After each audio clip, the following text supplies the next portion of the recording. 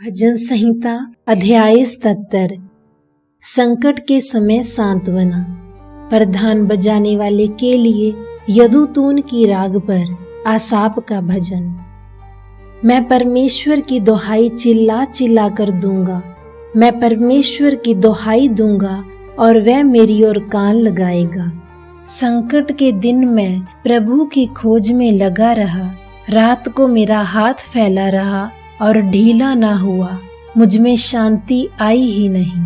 मैं परमेश्वर का स्मरण कर करके कहराता हूँ, आहें भरते भरते मेरी आत्मा मूर्छित हो जाती है। सेला, तू मुझे झपकी लगने नहीं देता, मैं ऐसा घबराया हूँ कि मेरे मुंह से बात नहीं निकलती। मैंने पुराने समय के दिनों को और प्राचीन काल के वर्षों को सोचा है। मैं रात के समय अपने गीत को स्मरण करता और हृदय में ध्यान करता हूँ, और मेरी आत्मा भली भांति विचार करती है, क्या प्रभु युग युग के लिए छोड़ देगा और वह फिर कभी प्रसन्न न होगा? क्या उसकी करुणा सदा के लिए जाती रही? क्या उसकी प्रतिज्ञा पीढ़ी पीढ़ी के लिए निष्फल हो गई है? क्या परमेश्वर अनुग्रह करना भूल गया? क्या उसने क्रोध करके अपनी सब कोमल दया को रोक रखा है? सेला। और मैंने कहा, ये तो मेरी दुर्बलता है, परंतु मैं परम प्रधान के दाहिने हाथ के वर्षों को विचारता हूँ। मैं यहोवा के बड़े बड़े कामों को स्मरण करूँगा। निश्चय मैं तेरे प्राचीन काल वाले अद्भुत कामों को स्मरण करूँगा। मैं तेरे सब कामों पर ध्यान करूँगा और तेरे बड़े बड़े कामों को सोचूंगा। हे परमेश्वर, तेरी गति तो पवित्र है।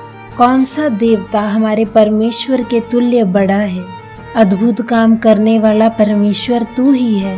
तूने देश देश के लोगों पर अपनी शक्ति प्रकट की है। तूने अपने भुजबल से अपनी प्रजा याकूब और यूसुफ के वंश को छुड़ा लिया है।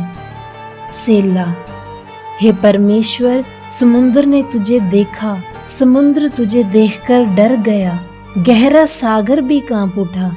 मेघों से बड़ी वर्षा हुई, आकाश से शब्द हुआ, फिर तेरे तीर इधर उधर चले। बवंडर में तेरे गर्जने का शब्द सुन पड़ा है। संसार बिजली से प्रकाशित हुआ, पृथ्वी कांपी और हिल गई। तेरा मार्ग समुद्र में है और तेरा रास्ता गहरे जल में हुआ, और तेरे पाँवों के चिन्ह मालूम नहीं होते।